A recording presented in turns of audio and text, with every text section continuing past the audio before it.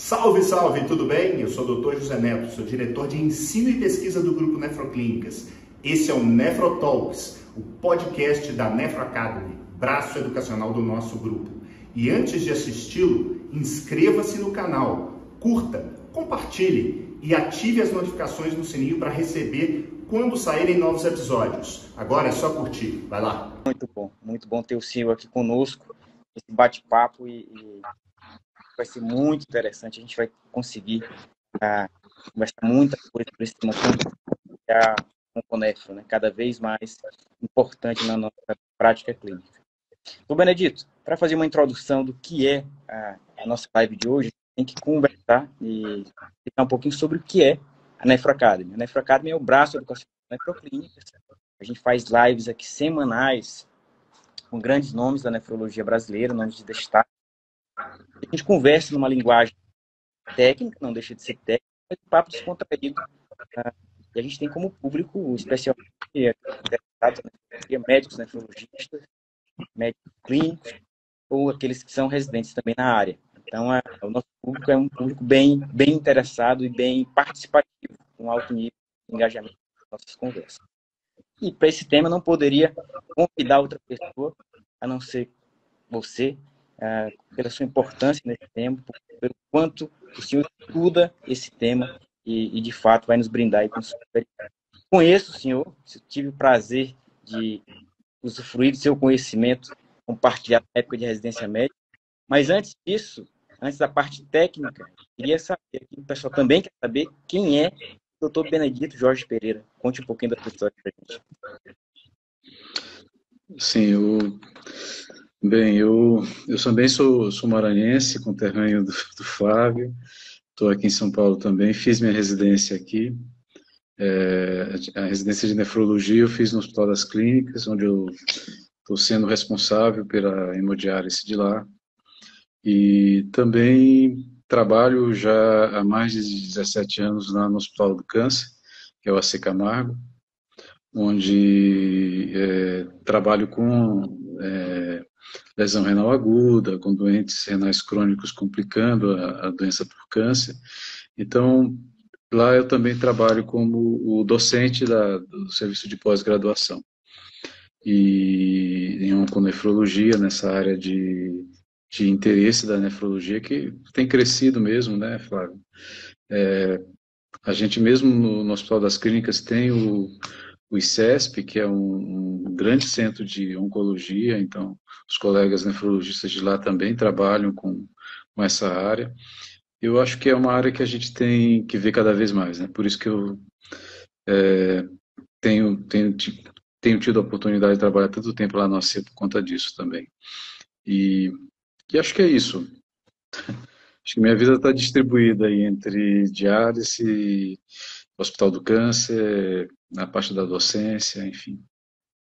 Muito bacana, também. E aí, lá na docência, tive a oportunidade de ficar 2 anos, fui residente dele no Hospital Público Estadual de São Paulo entre 2001 e 2013. E há quase 10 anos que já voltei, né, doutor Benedito? Já voltou, já passou bastante tempo. Mas é isso. Isso. Sobre o tema de hoje, para a gente introduzir, a gente sabe da importância dele, por que é importante. A disfunção renal, ela tanto complica a evolução, quanto cuidar desses pacientes com câncer. A gente tem uma prevalência de disfunção renal em torno de 60% desses pacientes. Né, doutor Benedito? É uma situação muito prevalente e a gente tem que ter uma muito especial. Como é que o senhor vê essa importância na prática do seu dia a dia, como esses casos, o tratamento do câncer também tem avançado, as opções terapêuticas têm avançado, mas com isso também tem efeitos colaterais que podem trazer consequências. É interessante, né, Flávio? Porque tem aquela coisa mais tradicional, né, que é pensar em cisplatina, em carboplatina, menos que a cisplatina, né, que é o protótipo da nefrotoxicidade, né, a cisplatina. Teve um avanço muito grande, né, na oncologia, então, além desses antigos quimioterápicos, apareceram agora os imunoterápicos, e isso tem sido ultimamente cada vez mais usado, inclusive, né? E eu acho que é isso, tem uma prevalência muito alta, como você colocou, diante de todo o processo, o próprio câncer causando e também o tratamento causando, né? Questões relacionadas à disfunção renal, tanto agudamente quanto cronicamente. E mesmo depois que nossos pacientes de nefrologia eles transplantam, eles aumentam a chance de ter câncer, e aí começam os novos dilemas, né? Se dá para usar ou não dá para usar o imunoterápico no paciente transplantado, onde que você vai aumentar a imunidade dele e ele pode rejeitar o enxerto, né? Então, tudo isso tem sido é o que a gente tem trabalhado agora ultimamente, por isso que é a questão dos problemas e das complicações do câncer, né, nesse processo. Muito interessante. A gente sabe que a QT ela pode afetar o rim, provavelmente de diversas formas, né? Isso é inevitável. Sim. Metabólitos da quimioterapia vão passar ali na ação por via renal. E com isso a gente pode ter diversos problemas. No pré-tratamento, como é que se eu ver esse paciente, a gente tem algum preditor, para que a gente, alguma escala preditora para a gente prever algum risco maior de lesão renal nesse tipo de paciente? Quais seriam os fatores de risco que a gente consegue observar? Flávia, é bem interessante essa tua pergunta, porque até essa semana a gente estava discutindo isso no nosso Camargo, né?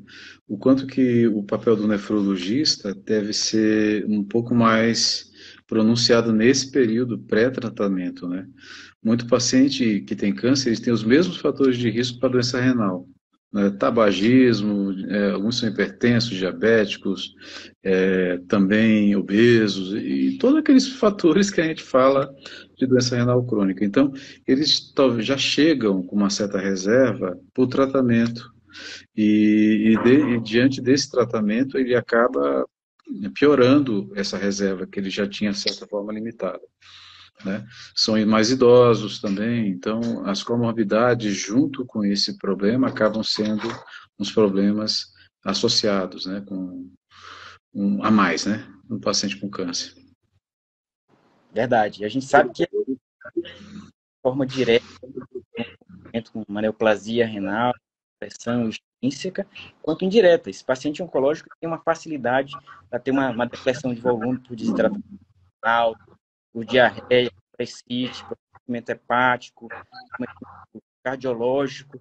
Por isso a importância, por exemplo, da cardio-oncologia, da geriatria também, muito associado nessa parte oncológica, porque o senhor, como muito bem disse, são fatores de risco muito comuns com a doença renal crônica. A hipertensão, diabetes, obesidade, a síndrome cólica em si, levando a desfechos negativos da saúde e também prejudicando o rim. De modo que, geralmente, boa parte dos casos, esses pacientes podem ter uma lesão renal já instalada e a gente tem que se preparar muito bem para proteger essas lesões adicionais ao longo de todo esse tratamento oncológico.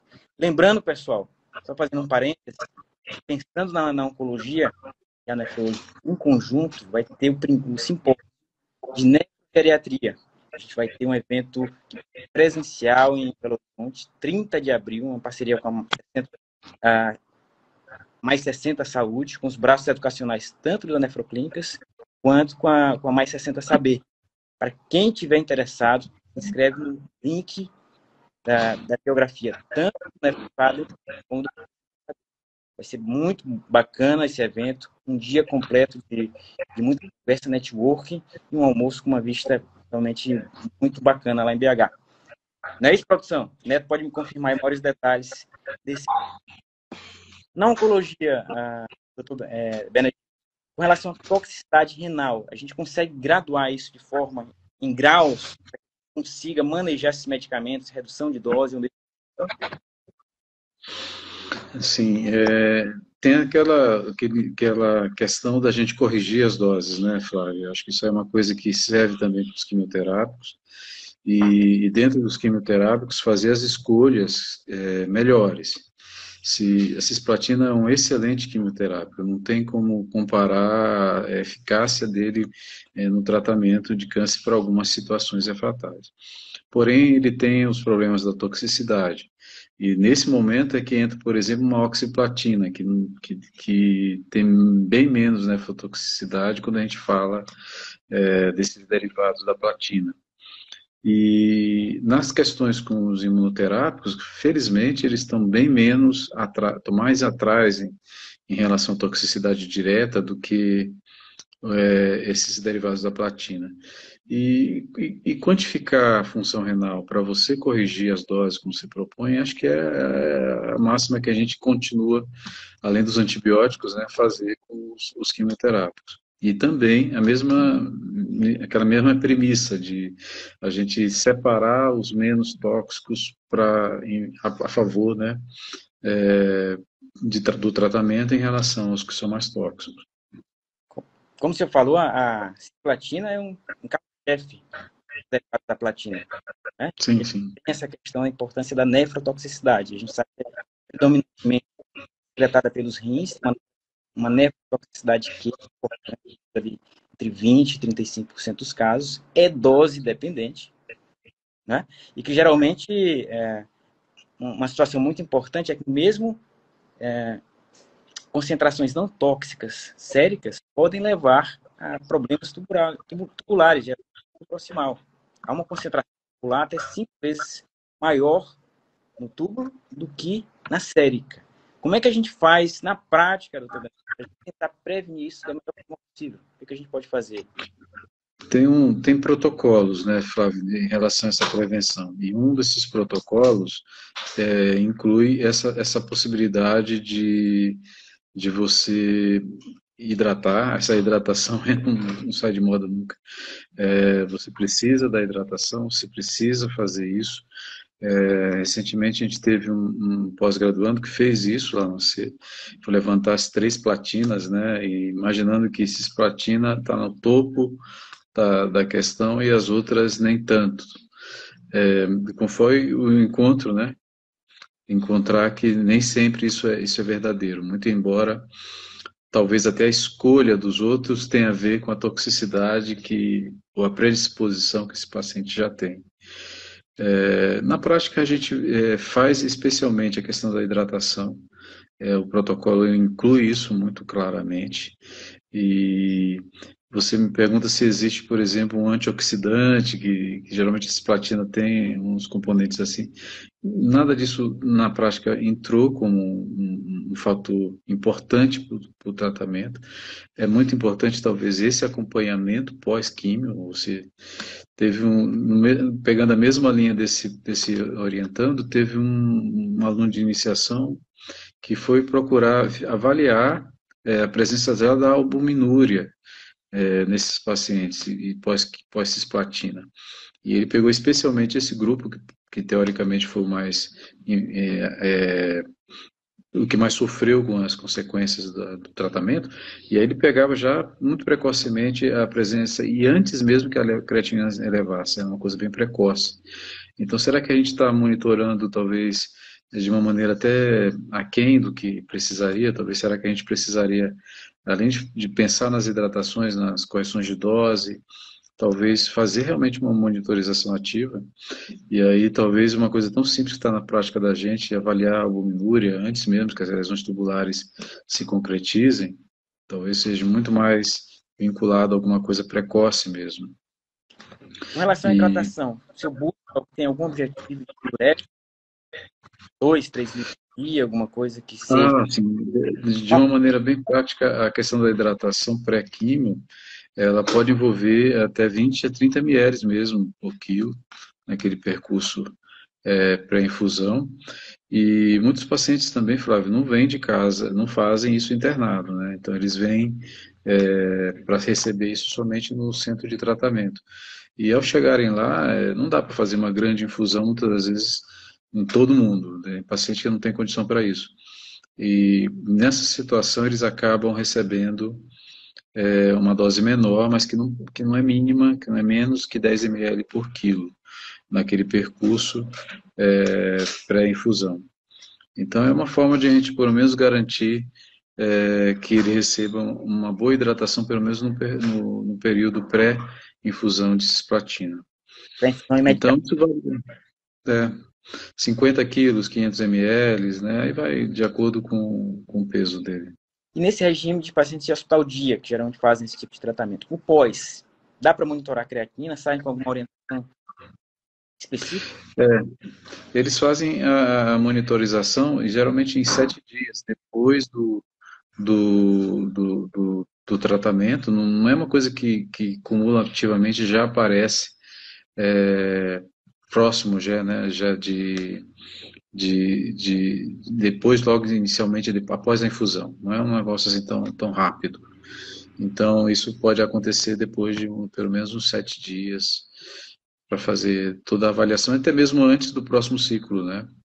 Entendi. Uma pergunta do querido Luiz Pinto, lá de Belém. Se a função glomerular pode ser avaliada com a velha e boa creatinina, ou se a gente pode utilizar uma cistatina C em idosos sarcopênicos? Pode lançar a mão nesse... Luiz, eu acho que tem essa questão, né, de a gente poder ter um marcador melhor, né? A creatinina para paciente sarcopênico, para paciente idoso, debilitado, ela pode ser um marcador um pouco mais tardio para isso. Há propostas, né? A cisplatina, esses nossos biomarcadores, a gente precisa trazer eles muito mais para perto da gente e validar cada vez mais. A gente valida menos do que talvez eles estejam acessíveis. Também, talvez, até por isso, né? Eles são menos validados na prática pela acessibilidade que eles trazem.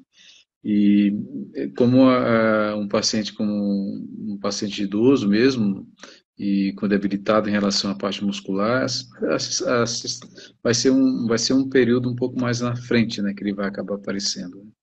Então, realmente, pode ser que a gente perca, né, de encontrar e detectar mais precocemente esses.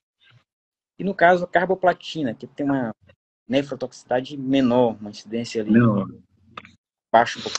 Incidência em torno de 20%, né, daqueles que usam. Então, eu até me surpreendi quando a gente foi levantar, acho que a gente põe muita culpa, talvez até pelo protocolo, né, que lá pelo AC eles levam muito a sério a questão da hidratação pré-tratamento, essa infusão antes, e a carboplatina tem menos, mas tem em torno, na literatura a gente vai encontrar assim, variando estatísticas em torno de 20%, e mesmo a cisplatina, dentro desses pacientes, foi menor ainda.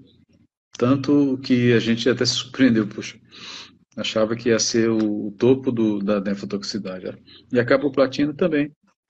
Quando a gente foi comparar os 3 grupos, carboplatina e a cisplatina e os outros, carbo e oxa, nem tinha tanta toxicidade a mais na cisplatina, e elas ficaram praticamente iguais. Agora, iguais por quê, né, Flávio? Às vezes, talvez foi para as outras porque já tinha, como eu falei antes, né, aquela reserva de função renal reduzida. Entendi. E aí tem uma diferença na prescrição da carboplatina para a platina, que a carboplatina, o onco prescreve com base em clearance de creatinina. Né? Sim. Eletrólise, doutor Benedito, uma atenção especial? Uma boa pergunta essa tua, Flávio. Sim, é uma boa pergunta, porque antes mesmo da toxicidade, a gente está aqui falando dela e preocupada com ela, mas esses quimioterápicos todos têm essa disfunção tubular, né, e a lesão tubular presente. A questão do magnésio, que faz um íon que a gente pouco se importa, até mesmo na hidratação, mas ele já é um precursor de lesão. E a gente tem que ficar atento tanto para ele, como um desses eletrólitos, como para os outros que compõem toda aquela absorção proximal, né? Então, a gente acaba tendo um pouco mais de acidose, de causa tubular, obviamente, ter essa questão com hipomagnesemia, e junto vai o potássio, né? A questão do fósforo, só em toxicidades um pouco mais intensas ainda, esses acabam aparecendo depois. Bacana. Mas pode seguir, pode falar. Mas sim, essas fações de alteração de eletrólitos, né, desses eletrólitos, eles aparecem bem antes. E às vezes pode ser um marcador precoce, digamos assim, e a gente fica alerta para alguma necessidade de reposição que porventura possa vir a acontecer também. Sim. Em relação à fosfamida, doutor Benedito, alguma vivência, o que você nos pode nos responder? Ifosfamida, né? Essa ifosfamida, ela é outro nefrotóxico também, né? Às vezes, talvez pela quantidade de uso dele, a gente vê menos, assim. claro, se você está acompanhando o paciente, Flávio, a gente, quando é chamado para avaliar um paciente com câncer que desenvolveu uma complicação renal, a primeira coisa que a gente vai conferir é a prescrição dele. E eu não estou falando só dos quimioterápicos, né? A prescrição dele inteira, que é a prática de trabalhar nos agudos, né? De trabalhar em atendimento de interconsulta. E a ifosfamida acaba sendo menos utilizada, talvez até pelas indicações e limitações do que outros, porque outros passaram na frente dela. Mas sim, também tem um componente de toxicidade que, se eventualmente for utilizada, a gente vai ter que ir lá e conferir se isso não foi responsável. Pode até levar Fanconi, vestibular renal. Lesão tubular, lesão tubular. É muito mais isso, talvez, né? E mesmo ela antecede a própria disfunção renal. Ainda com relação à platina, derivados da platina, Tobias, como é que o que a gente tem dado com relação à evolução para a doença renal? A gente sabe que a gente tem vários fatores confundidores, mas são pacientes que tendem a, com o tempo, ir tendo um pouco de função. Né? Sim, sim. A doença renal crônica que vem disso vem meio que cumulativa, né? Se você faz, ele perde tem o decréscimo do clearance, a gente sabe o quanto que uma lesão renal aguda deixa sequelas, isso não, independente da causa, ela vai deixar alguma sequela de disfunção crônica, e se eventualmente para concluir o tratamento, para que o paciente sobreviva ao câncer que ele está tratando, enfim, muitas das vezes é necessário um agente que é tóxico, ou mesmo no caminho, quando a gente acaba, né, tendo aquelas situações de complicações, e muitas delas infecciosas, e que acabam agredindo mais ainda o rim. E então a doença renal crônica é uma sequência, né, de usos que envolve a nefrotoxicidade, que envolve o contraste, porque você acaba fazendo muitos procedimentos contrastados. Então, são muitas sequências de lesão que podem eles estarem suscetíveis. E talvez aí é o papel daquilo que você me perguntou antes, né, do nefrologista. Onde é que ele entra? E quando ele entra? Né? Talvez ele tenha que entrar nesse processo todo. Até mesmo para poder acompanhar e de repente orientar coisas que de repente são simples e que para gente é mais simples porque a gente convive, né, com doente renal crônico e para o oncologista acho que acaba sendo uma coisa mais específica. Ele vai esse trabalho, sabe, conjunto, Flávio, não tem como não deixar de existir, né? A gente tem um trabalho multidisciplinar muito grande no câncer. O câncer tem que ser realmente aquele centro de tratamento que envolva todas as especialidades. Então, sim, acaba sendo um acompanhamento, um problema mesmo. Nessa questão, uma pergunta bem prática que me veio à cabeça. Sim. Esses pacientes com doença renal crônica, prévia, que a gente já acompanha, vamos supor que ele esteja usando NIE, com BRA, uma cloroquina, com proteção renal. Sim. Uma orientação de suspensão dessas drogas para a sessão de quimioterapia e um retorno posterior, alguns dias após? Boa pergunta, Flávio. Acho que aí a gente tem aquela questão, o quanto que o IEC, o BRA é benéfico, protetor até um momento, e eu diria que a maior parte do tempo, né, como nefrologista, a gente sabe que a maior parte do tempo ele é mais parceiro do que agressor. Existe essa situação de lesões renais agudas que ele precisa ser suspenso mesmo. Talvez temporariamente a gente abrir mão daquele momento, que também a nefroproteção não é um negócio de um dia para o outro, né? É um negócio a longo prazo, a gente sabe disso. E para o paciente, por exemplo, que é o cardiopata, ou que teve uma cardiotoxicidade no percurso do tratamento, você talvez precise dele, e cobrar, ele é bem benéfico para esses nossos pacientes que têm doença cardíaca. Então, se a gente tivesse que abrir mão de uma exceção de suspender na lesão renal aguda o IE-cobrar, talvez a gente possa considerar, não dizem que é sempre, mas a gente possa considerar talvez o cardiopata, né, o paciente que tem insuficiência cardíaca. Isso é porque, às vezes, é uma situação que passa batida no consultório, né? O paciente está lá na ONC, às vezes a gente esquece de dar essa orientação, a gente sabe que naquele período ali ele está mais sujeito a uma lesão renal, uma desidratação, uma poliúria, uma situação dessa, e que por o IECA, o BRA e as glifosat possam ter que ser suspensas ali temporariamente até que o rim se reequilibre novamente. Uma situação bem importante, a gente sabe do benefício absoluto dessas drogas, muito interessante Sim, na nossa prática, mas a gente lembrar desse cuidado. Outra situação que é sim. muito frequente, a gente tem, mas não é a ciclofosfamida, né, Benedito? Ciclofosfamida, felizmente, acho que ela pega muito mais a gente tratando ela com os nossos pacientes que têm lúpus ou situações assim, especialmente de doenças imunológicas, sabe, Fábio? Mas tem o metotrexate, talvez. Eu acho que eu olho para ele como também um que é usado em doenças reumáticas, a gente sabe disso, mas a dose do metotrexate para paciente com câncer é bem maior. E essa nefrotoxicidade, geralmente com depósito de cristais, que ele ocasiona e tudo, tem a ver um pouco com o nível sérico, né, dele. E como a gente usa para o câncer, eles usam, prescrevem um paciente com doses altas do metotrexate, talvez ele seja algo que acaba comprometendo muito, sabe? E o metotrexate ele tem uma questão de ser retirado na diálise, mas a gente já teve várias vezes essa tentativa, a literatura acabou fechando um pouco menos essa possibilidade da gente conseguir, a gente vê o nível sérico, a gente olha o nível sérico, o nefrologista olha o nível sérico alterado, pensa logo, se sai na diálise, vão tirar, que aí já vai ajudar de algum jeito.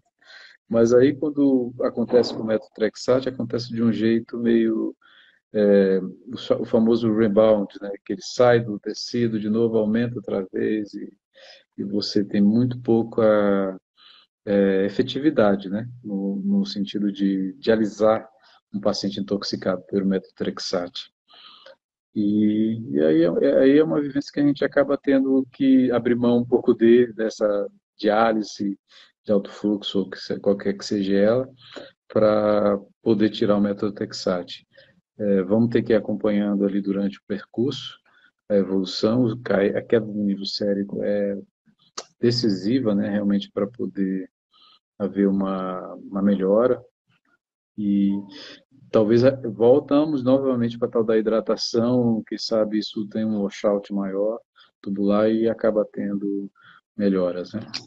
E a ciclofosfamida cai naquela mesma tecla que a gente vê na prática da reumática, né? Uma hidratação Sim, importante para evitar hemorrágica, sim, uma situação muito sim, mais de sim. bexiga, né? Não trabalha com necrose tubular aguda fosfamida. Não tanto. A gente vai ter muito mais essa preocupação, né, com a cistite hemorrágica, né? E lavar lá e poder ter um maior cuidado disso. Uma pergunta do Zé Neto. Pessoal, quem tiver perguntas, manda aí, a gente vai respondendo, tá bom? Como você pesa o risco-benefício do uso de QT potencialmente nefrotóxica em pacientes com fator de risco de disfunção? O risco-benefício de quimioterapia nefrotóxica em pacientes com fator de alto risco. Essa é aquela pergunta da hora que o que a gente vai ter que ter benefício a mais. Algumas vezes, mas em especial vou citar um exemplo, que é a situação eu falei antes, do paciente que tem transplante e precisa de um imunoterápico, né? Esse paciente, quando a gente vai dar o imunoterápico, é muito fatal que o enxerto seja rejeitado, a gente vai perder a função renal dele, ele vai perder.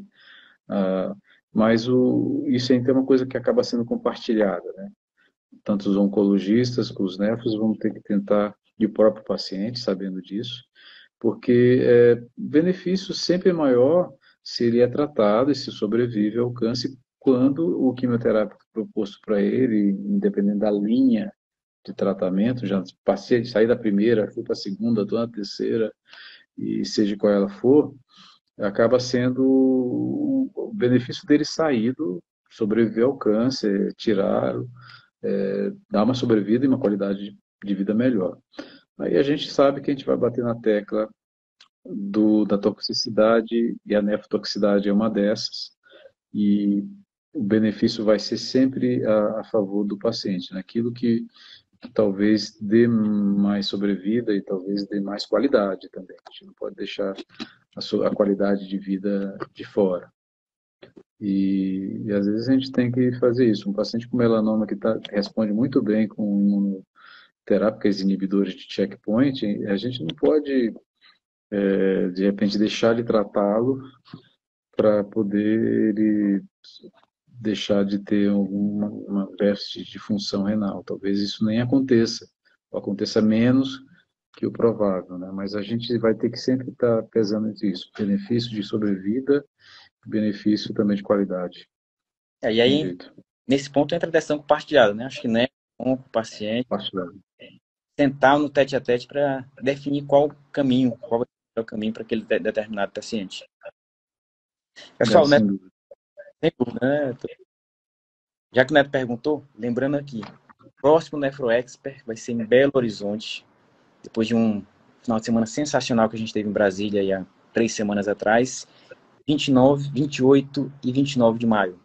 Então, hoje vai abrir para os NefroX, aqueles que já fizeram o evento, lá no grupo, a inscrição. Até semana que vem, até a próxima terça. Para quem ainda não faz parte do grupo dos NefroX, há uma pré-inscrição e o link está na bio da Nefro Academy. Ok? Então, 28 e 29 de maio em BH. Então, Benedito, a gente sabe que a terapia do câncer tem se espalhado por diversos alvos. E aí a gente tem anti-angiogênicos, né? Inibidor de tirosina quinase, anticorpos que agem na membrana celular de outras formas. E a gente também pode ter disfunção renal de diversos tipos relacionada a essa classe de medicamentos. Sim, e a gente tem aquele problema da hipertensão, né, que fica um pouco mais, às vezes, difícil controlar quando estamos usando esse tipo de agente. São agentes também envolvidos na toxicidade e envolvidos também nesses complicadores, né, da coisa hemodinâmica, principalmente no controle pressório. Não é nada, felizmente, pelo menos dentro daquilo que a gente vê, que complica muito mais o tratamento, sabe, Flávio? No sentido assim, não dá para usá-lo mais por conta das consequências. Alguma vez ou outra a gente vai ter esse dilema um pouco mais pronunciado, mas a maior parte das vezes talvez dê para lidar com isso, né, de uma maneira tranquila. Talvez eles não sejam atualmente, né, os agentes que sejam tão mais complicados do uso, né? Seguir o acompanhamento, né? Se tem proteinúria, se a proteinúria aumentou, se sua exame de urina vai ficar algo mais rico. Fazer o segmento, né? Essa monitorização não tem jeito. Ou você faz ela sequenciado, ou então você perde, né, o tempo de identificação disso. Muito bom. Terapias-alvo. A gente tem também alguns exemplos de lesão renal, por exemplo, a crizotinib para pulmão, que pode levar, inclusive, a cistos renais pós-tratamento. Eu já tive algum caso de cisto completo de crizotinib? Particularmente não, viu, Fábio? A gente viu muito pouco isso, né? A gente vê muito descrito, né? Às vezes a gente lê a respeito, olha, mas, assim, pela quantidade de tratamentos que são feitos, talvez ele não tenha uma penetrância, assim, na prática muito grande. A questão desse tipo de complicação, não. A gente vai ter quando vai ter as complicações dele, né? O pós-cirúrgico, enfim, talvez isso apareça um pouco mais, talvez evidente, mas não necessariamente. Eu tenho visto menos, né, nesse sentido. Ok. E outro braço muito importante é a imunoterapia. A imunoterapia que tem sido ultimamente bastante estudada, e a gente também pode ter lesões renais pela imunoterapia, especialmente nefrite intersticial, em boa parte dos casos. Como é que você vê? Isso sim.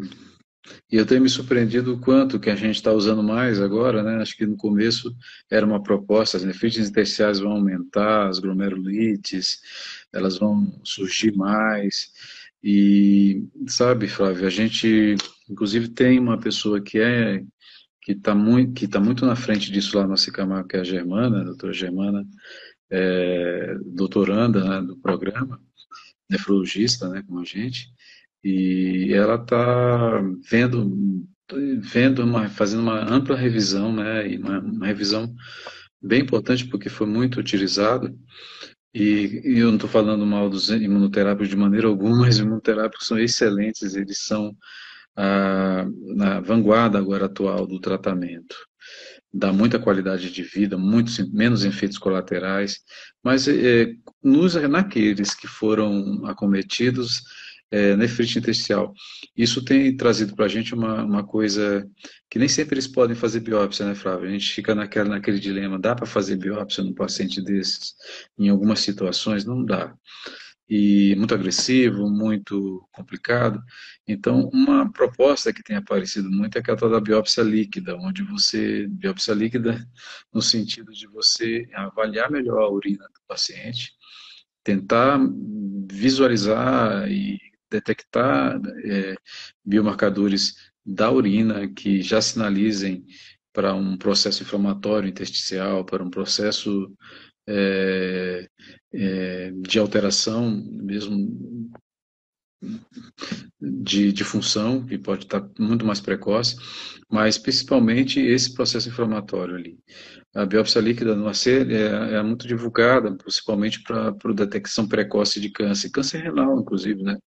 Quando você detecta alterações do microRNA lá ou de outros componentes, você já acaba tendo, né, uma chance maior de encontrar o câncer, detectar a recidiva dele mais precocemente. Talvez seja algo para a gente olhar. Talvez esse seja um futuro de quanto mais a gente usar, mais a gente vai encontrar. Então, talvez a gente tenha que olhar para as formas que a gente detecta a nefrite intersticial no câncer, ou talvez até fora dele, de uma maneira que seja menos invasiva, né? Essa é uma minha próxima pergunta, que você já comentou em parte. Como a gente diferenciar um paciente que está em imunoterapia, está em QT, está usando outras medicações, para a gente detectar se é da QT, se é da imuno, com base na medicação e, por vezes, tentando evitar a biópsia. Essa vai ser aquela situação mesmo, né, poxa, o que foi que causou o problema? Alguns podem ser retirados imediatamente, a gente não vai ter problema nenhum. A interrupção da quimioterapia não deve ser algo do mais dramático, porque o tratamento do câncer é um processo, não é um resultado, um mês, uma semana. Claro que quanto mais tempo ele ficar longe desse tratamento, pior, né, o prognóstico desse paciente. Mas quando tem muita coisa envolvida, pode ser tudo e tudo talvez tenha que ser realmente considerado. E não dá para realmente diferenciar uma coisa da outra, é muito complicado, né? Eu tenho exemplo dessa coisa do quimioterápico, mas a gente também tem o exemplo, por exemplo, porque eu estou pensando porque a gente está vivendo isso agora lá, um dilema, que é a questão quando a gente tem nefropatia diabética junto com mieloma. E aí tem proteinúria. Quem é que está sendo responsabilizado por essa proteinúria? Será que são só as cadeias leves do mieloma, todo aquele depósito de produção do mieloma, ou se tem a ver já com aquela coisa de base da nefropatia diabética? Então é aí que entra talvez um pouco disso, né? Ou você vai para a biópsia e tenta detectar essa alteração e quem é que está realmente envolvido no problema, ou você vai para a biópsia líquida e usa os intermediários, né? E outras vai detectar mais cadeia leve, capa, né? Muito mais do que proteinúrias indefinidas, né? Sem tanta dessa questão da eletroforese, né? Da imunoeletroforese. Então, talvez seja isso. A Juliana está perguntando se um fellow em Onconefro, se o AC Camargo tem algum programa, outro hospital tem algum nesse sentido para capacitação da nefrologia. Capacitação. Flávio, a gente até tem um programa de aceite de pacientes, de residentes, né, que tem um interesse no programa. Atualmente, a gente teve autorização da comissão de pós para receber os residentes do servidor do Estado. A gente vai poder recebê-los lá, pelo menos um período, né, para essa onconefrologia, porque é realmente algo importante para a nossa prática. E tem os programas de pós-graduação. Então, quando há interesse realmente nesse programa, a gente acaba tendo que desenvolver. Já um programa de residência do AC Camargo, e mesmo de receber já pós-residentes, né, já um programa de fellow, uma coisa mais específica, já tem algum tempo, né, em outras especialidades. E a nefrologia ela tem crescido nesse sentido e talvez tenha esse espaço também para a gente desenvolver. Temos os programas de pós-graduação e os residentes mesmo internos têm essa possibilidade, principalmente da UTI, da terapia intensiva, já passam lá com a gente. Não tem residência de clínica, né? Bacana. Mas, Doutor Edmilson, doutor Benedito, outra questão. Como é que o senhor vê a posição dos pacientes oncológicos aos contrastes radiológicos? E outra contraste. foi essa questão. Flávio, essa tua pergunta é muito boa, porque a gente eu estava falando aqui, olha, é muita coisa nefrotóxica no corpo, né, do indivíduo que está tratando de câncer. E aí tem esses exames contrastados que são inúmeros e repetitivos e tudo. E eu vou te falar de um exemplo de algo que aconteceu lá com a gente mesmo.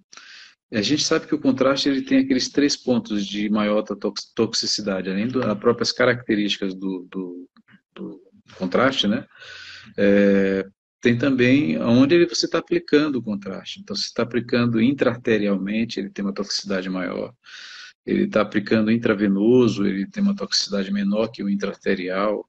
E também, se é só oral, ele vai ter menos, né? Toxicidade, talvez nem encontre. E a gente conseguiu acompanhar, e eu tive presente numa banca desse programa, né, do programa de pós-graduação, que era da radiologia. Então, ele estudou a toxicidade de pacientes que estavam na UTI, quer dizer, quem é mais grave dentro de um hospital de câncer é aqueles que estão na terapia intensiva. E foi fazer as avaliações do contraste na tomografia. Você sabe, Flávio, que felizmente a gente começou a perder mais o medo da toxicidade quando se fala de contrastes de tomografia. Era muito importante esse trabalho ser feito. Ele não é o único que tem atualmente sobre isso, mas é muito importante a gente saber que, poxa, a gente precisa da tomografia com contraste endovenoso para coleções, para o câncer, e o que seja, e a gente não usava com medo de piorar a função renal, de ter uma complicação, e é bem menos nefrotóxico do que a gente imaginava. Talvez assim essas proteções elas compensem, somente a hidratação seja suficiente. Então, toxicidade por contraste, a gente, para quem vai fazer esse tratamento com câncer, está ficando um pouquinho, acontece, não deixa de acontecer, mas talvez com a porcentagem menor do que a gente esperaria, né? E com relação a gadolínio, quando há necessidade, orienta uma coisa, como é que tem sido aí a ação de vocês no serviço? O gadolínio tem aquela questão de, ele não é tão nefrotóxico, né? Mas ele tem muito problema com aquela fibrose nefrogênica, né? Que alguns profissionais tiveram a oportunidade de ver. Eu tinha um paciente que teve isso, eu tratava ele no Hospital das Clínicas, ele era um doente renal crônico que usou o gadolínio e desenvolveu a tal síndrome. Infelizmente, é um paciente que ficou com muitas sequelas dessa. Então, ele era um exemplo para mim de muito receio, quando eu olhava e pensava em usar, ou liberar, né, para o profissional, a questão do gadolínio. Então, a gente tem um limite, né, da taxa de filtração, abaixo de 30 já fica um pouco mais complicado de você usar e não fazer nada depois, né, porque o fazer é dialisar, né, Flávio? O paciente é dialítico, ou tem um déficit de função muito importante, ele vai usar gadolínio e ele vai acumular aquilo. E, claro, a gente sabe que tem gadolínios diferentes, né? Tem aqueles de Linear. lineares, né? Isso, que vai ter aquela penetração maior dentro do tecido. Então, esses têm uns riscos muito maiores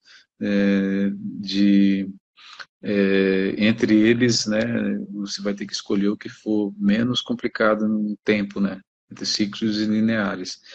E também dosar esse ritmo de filtração, né?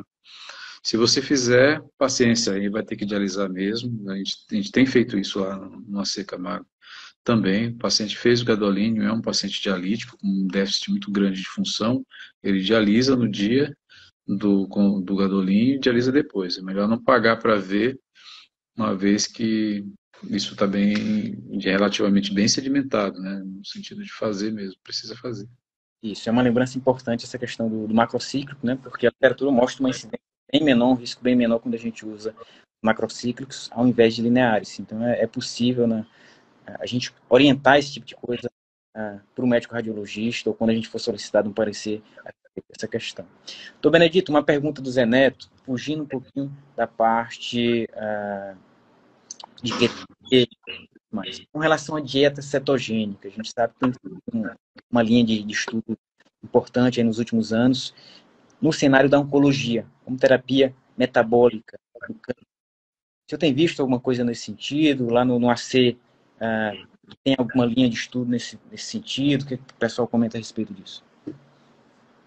Isso realmente, Renato, eu não consigo te falar com muita propriedade dele, não tenho realmente uma grande vivência disso. Isso especificamente, né, para o paciente com câncer. Eu acho que a gente tem muito isso quando pensa num doente renal crônico, né, quando a gente vai fazendo aquele processo acho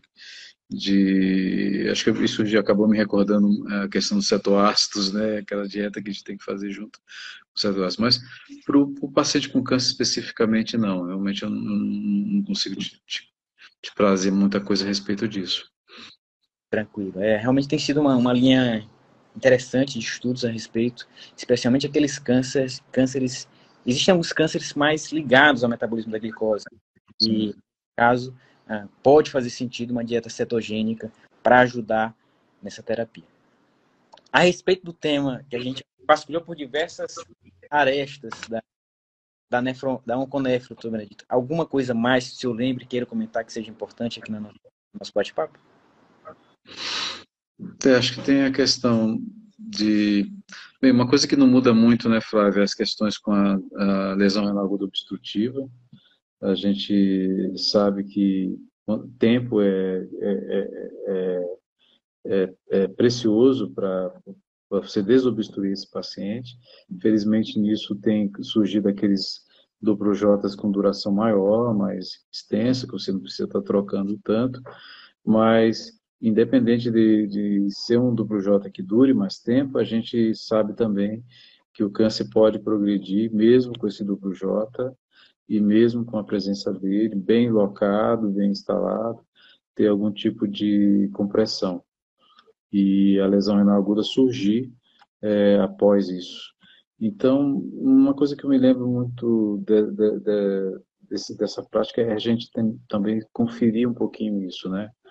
O paciente está obstruído, passou do J, beleza, e como é que fica a função renal após a desobstrução depois de algum tempo?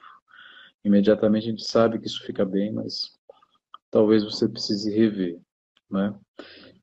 E acho que me lembrei um pouco disso mais, e também eu acho que vem a questão do câncer renal, que é algo realmente bem complicado em relação a perdas.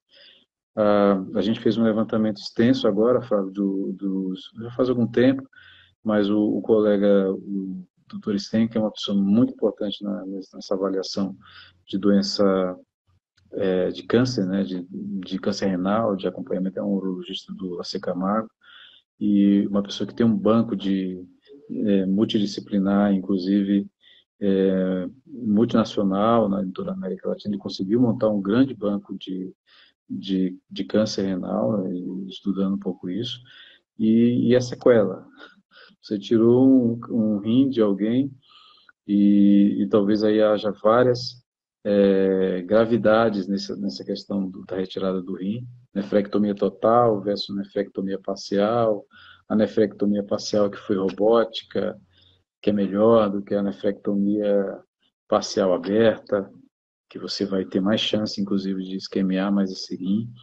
Então, é um cuidado também, às vezes, que a gente tem que lembrar, né? Cuidados pós-nefrectomia. Essa interface com a urologia é uma interface muito boa no campo de estudo e muita atenção que a gente tem que ter também. Muito bacana também. Muito rico e sensacional.